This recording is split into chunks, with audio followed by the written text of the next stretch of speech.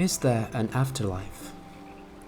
One of the most prominent arguments for the afterlife comes from near-death experiences.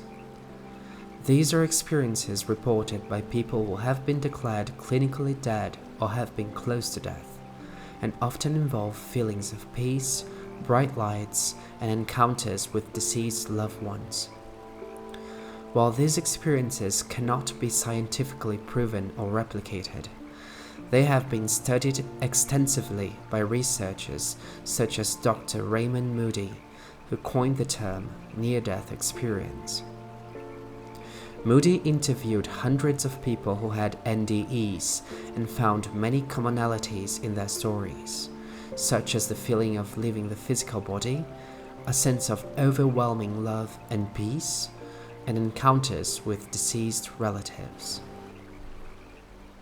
But there is another area of research that suggests the possibility of an afterlife: the study of consciousness. Consciousness is the subjective experience of being aware of oneself and one's surroundings, and its nature is still largely a mystery to science. Some scientists, such as Dr. Stuart Hameroff and Dr. Roger Penrose, have proposed that consciousness may be a fundamental property of the universe, and that it exists independent of the physical brain.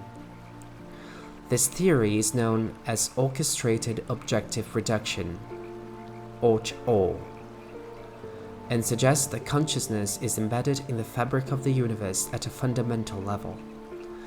If consciousness is not simply a byproduct of brain function, but rather an intrinsic property of the universe, it raises the possibility that it could continue after physical death.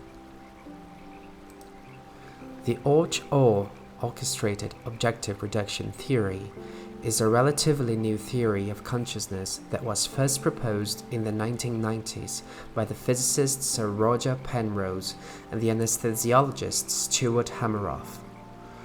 The theory is based on the idea that consciousness is a fundamental property of the universe, and it is not simply a byproduct of brain function. The Orch OR theory proposes that consciousness is created by a process called objective reduction, which occurs at the level of microtubules in neurons. Microtubules are tiny protein structures that make up the cytoskeleton of cells, including neurons in the brain. According to the theory, microtubules are capable of performing quantum computations, and OR occurs when these computations reach a certain threshold, causing the collapse of quantum states and the creation of a conscious experience. One of the key features of the Orch OR theory is its emphasis on the role of quantum mechanics in consciousness.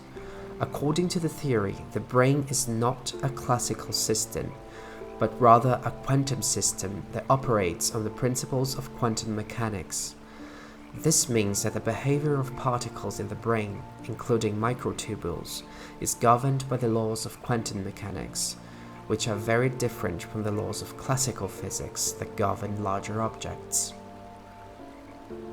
The Orch OR theory also proposes that consciousness is a non-local phenomenon, meaning that it is not localized to any particular part of the brain, but rather is distributed throughout the entire brain and even beyond it. This non-local aspect of consciousness is thought to be related to the phenomenon of entanglement, which is a property of quantum systems that allows particles to become interconnected in such a way that the state of one particle is dependent on the state of another, even when they are separated by large distances. Despite some criticisms, the Orch OR theory remains an intriguing and controversial idea in the study of consciousness. While there is currently no conclusive evidence to support the theory, it is possible that future research may provide new insights into the nature of consciousness and its relationship to the brain and the universe as a whole. So what do you think? Are our thoughts, feelings and dreams just a product of the physical brain, destined to perish with it? Or are they part of something more complex and everlasting? Let's keep asking those questions and dreary.